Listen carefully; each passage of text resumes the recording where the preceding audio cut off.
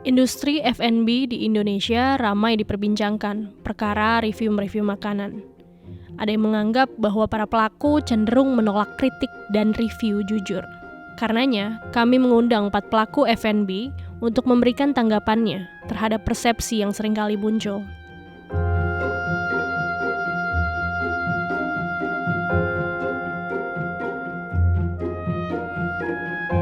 Gua KD, gua chef restaurator sebagai kreatif director di Nostrala Artisan Bakery dan Mapelendok, Jakarta. Halo, saya Edwin, content creator dari Gastronusa. Halo, gue Midi, gue F&B director dari Lolos Burger Bar. Hai, gue Ray Jensen. Pekerjaan gue sekarang itu sebagai chef, business owner, ada bar namanya Pura-Pura, dan juga host and founder dari Ray Jensen Radio Podcast SNB. Pelaku F&B itu terbiasa dengan tradisi yang keras di dapur dan katanya kebanyakan gak manusiawi. Pas gue mulai tuh emang keras gitu ya, karena keras tuh dalam artian itu kan high intensity work ya. Kalau misalkan tempat lo rame kayak orderan tuh datang terus gitu loh. Lo bakal dites to the limit, jadinya orang tuh bakal juga ya lebih emosional lah. Setuju. Iya tapi sekarang udah agak berubah ya. Ada benernya zaman dulu. Setahu gue sekarang sih udah nggak terlalu ya. Karena sekarang kalau dikerasin dikit langsung pada cabut, jadi kayaknya chef-chefnya yang ngalah sekarang. Zaman gue lagi di kitchen, iya kebetulan gue waktu merintis karir dari awal itu gue sekolah masak dan juga kerja di Paris, di Prancis, yang itu kalau sejarahnya itu lahirnya budaya dapur yang seperti sekarang kayak head chef, sous chef, cook, steward, sampai semua jabatan sistemnya itu lahir di sana. Dan kebetulan kalau kerja di dalam dapur di Paris itu terkenal keras. Tolerance buat mistake tuh sedikit, lo harus tahu lo harus ngapain gitu loh. Dan kebanyakan orang kalau yang emang nggak tahu dia nggak harus ngapain di dalam dapur tuh nggak bakal survive. Kerasnya itu tuh punya alasan lah, nggak sekedar lo keras karena lo galak aja gitu. Tapi emang ya keras karena ada aturan yang emang harus dijalanin. Yang gunanya buat apa ya, kita buat memastikan kalau produk yang kita keluarin itu sesuai dengan standar. Tapi kalau di Indonesia dengan budaya yang ada di sini itu sebenarnya nggak sustain untuk dilakukan karena di sini lebih baperan orangnya, apalagi zaman sekarang. Emotional abuse aja sih, kayak lu ngerasa lu nggak cocok di dapur, lu mendingan kerja kantoran gitu loh. Nah untungnya budaya dapur sekarang udah lebih mellow, paling tinggal mulusnya doang. Sekarang udah agak berubah dalam arti striknya masih sama, perlakuannya sih gua rasa gak semua sekarang kayak gitu ya gitu. Maksudnya ada dapur yang nyantai juga gitu, maksudnya yang tapi tetap strict, ngikutin rules tapi tetap santai gitu. Kalau misalkan sekarang banyak anak-anak muda yang punya cita-cita, gue mau jadi chef itu, zaman dulu setahu gue nggak ada. Ketika lu kerja di dapur, lu nggak ada pilihan lain. Sementara kalau sekarang kan ya lu tinggal buka WA, tinggal lihat Instagram, banyak lowongan lain kan. Gen Z kan katanya, Strawberry Generation. Sekarang gue nggak tahu kalau tempat-tempat lain gimana. Tapi kalau gue pribadi, gue nyesuaiin sama zaman keadaan lah sekarang lah. Jadinya gue the way I approach my team juga lebih santai lah gitu loh. Tapi dalam artian santai tuh, gue tetap serius, gue tetap expect yang terbaik dari lu. Gue expect finesse, gue expect taste, gue expect disiplin. Tapi gue nggak yang ibaratnya gue nggak cambuk dulu lagi lah. Instead of gue cambuk, yuk gue rangkul bareng-bareng yuk gitu loh.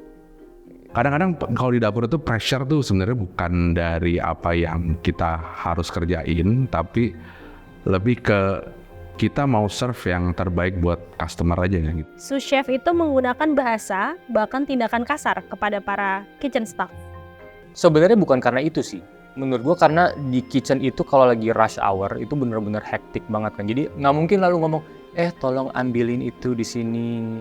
Kalau executive chef kayak makanya kita ngomongin di establishment kayak apa. Kalau misalnya kita ngomongin di hotel bintang 5, executive chef tuh biasanya dia tuh udah jarang banget hands on ke dapur.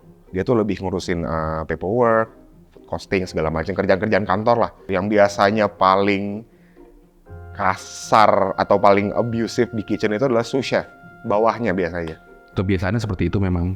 Gue pribadi nggak terlalu suka ya kayak gitu ya. Maksudnya yang sampai lo maki-maki, apalagi sampai fisik ya. Oh nggak banget ya gue. Gue lumayan sering nge-brief anak-anak juga kalau jangan deh kayak gitu. Maksudnya kayak di dapur gue nggak ada ya yang kayak gitu. Tapi kebiasaannya memang begitu. pada zaman itu sih diwajarkan sama kita-kita yang bekerja ya. Mungkin kalau sampai sekarang pun biarpun yang tadi gue bilang udah mellow, tapi mungkin kalau orang yang nggak biasa atau belum atau baru masuk industri itu ngelihatnya kayak kok pada mau gitu loh kerja di tempat kerja yang seperti ini gitu. Tapi kalau di dalam industri sih itu biasa. Dan kerjanya kan dapur tuh panas juga kan. Lu panas, kerja lu capek, ya lu mau semuanya cepet. Emang secara temperamen orang hot kitchen ya begitu. Gua on certain level gua nggak apa-apa gitu, dalam arti lo kayak anjing lu goblok banget sih gini nggak bisa gitu. Menurut gue itu masih oke. Tapi kalau kayak lo udah bawa-bawa keluarganya, lo maki-maki, ya yang udah gak berhubungannya sama kerjaan lo tuh sebenarnya kayak itu udah agak berlebihan tuh, apalagi kalau sampai fisik ya. Gue pernah ngerasain jadi sous chef, gue tuh dapat tekanan dari atas, tapi gue juga harus, jadi ibaratnya kayak atas bawah gitu loh. Jadi itu di situ yang bikin gue tuh kayak anjing lah kayak gitu.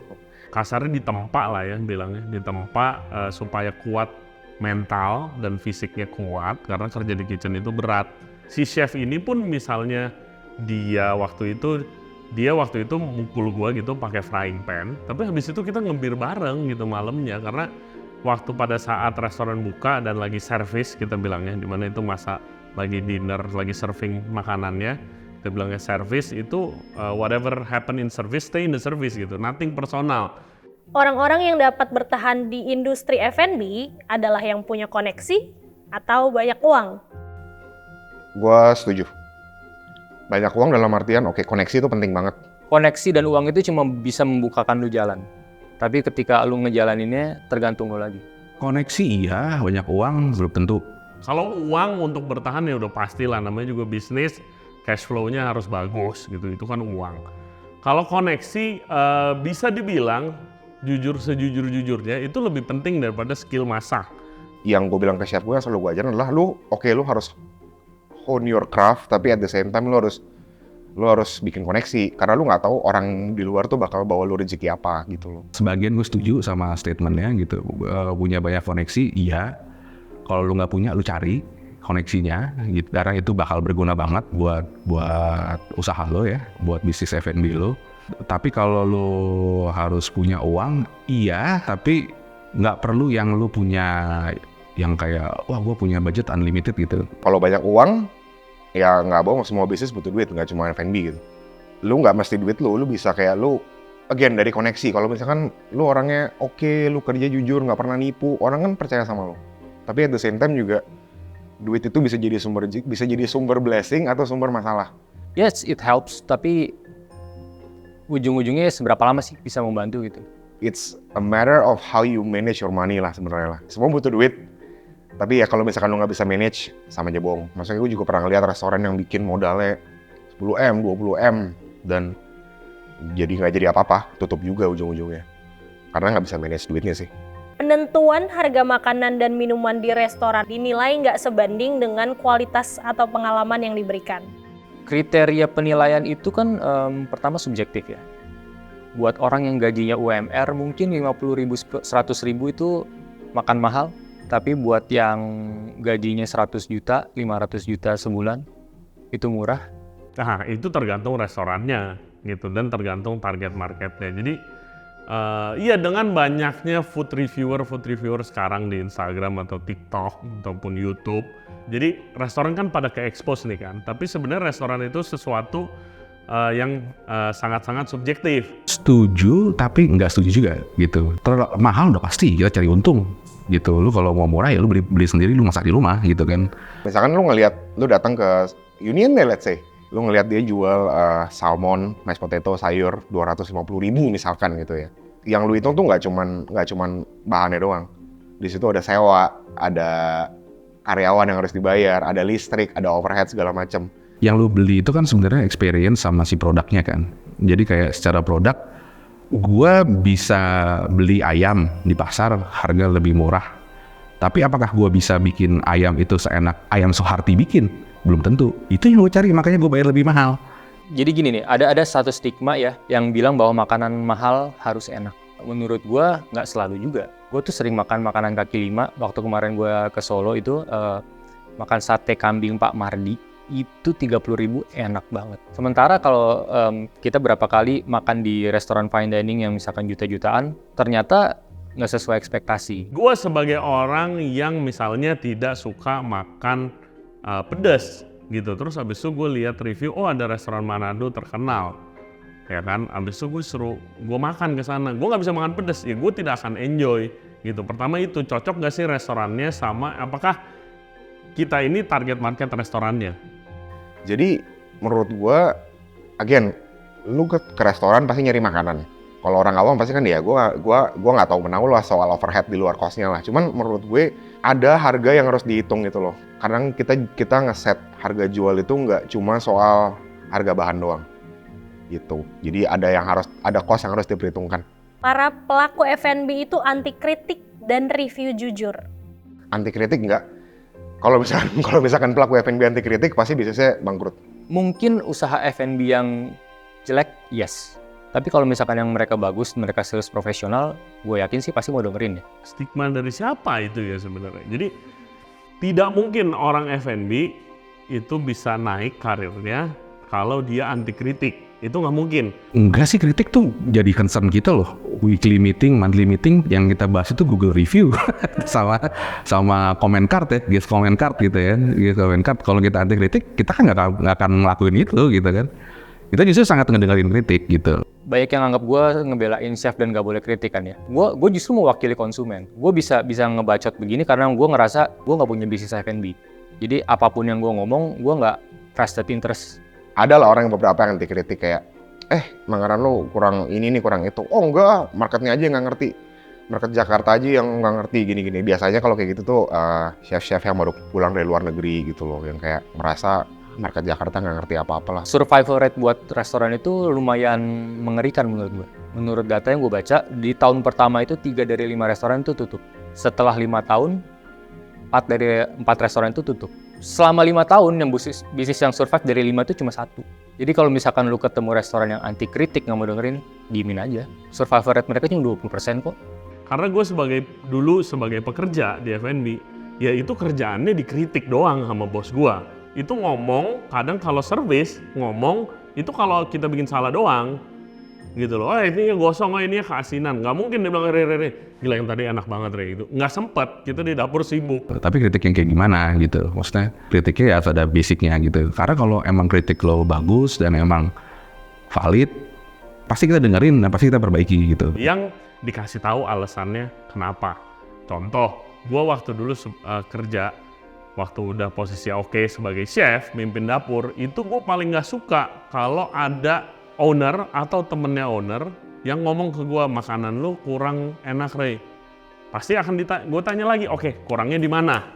Kurang asin, kepedesan, kurang pedes, yang mestinya pedes kurang pedes. Kalau misalnya dijawabnya, wah nggak tahu gue, kurang aja. Itu gue pasti sebel karena itu tidak konstruktif gitu loh. Lu kasih tahu gue dong apa yang gue bisa lakukan. Let's say lu ada experience nggak mengenakan dari waiter, dari makanannya gitu kan, dan menurut kita itu harusnya nggak gini nih, ya kita jadi bahan buat perbaikan gitu, pasti kita panggil. Kalau kejadian di tempat, ya mungkin kita bakal minta maaf di tempat kalau lu bilang langsung ya gitu. Jadi kita sama sekali nggak dikritik lah. Justru itu yang kita tunggu, karena kita pengen tahu sebenarnya reaksi dari customer tuh gimana. Kita nggak mungkin nanya satu di tempat ya, bisa, tapi mungkin kalau lagi rame agak susah tuh gitu. Makanya kayak review-review online yang lo bikin konten segala macam itu juga kita nonton kok gitu loh. Gua rasa sih semuanya mungkin reviewnya jujur, tapi kadang ada yang valid ada yang enggak gitu jujurnya gitu. Terus yang nge-review juga akan jauh lebih di-appreciate kalau yang nge-review itu punya pengetahuan tentang industri F&B. Bukan berarti harus chef, bukan berarti dia harus food journalist. Enggak, siapapun boleh review.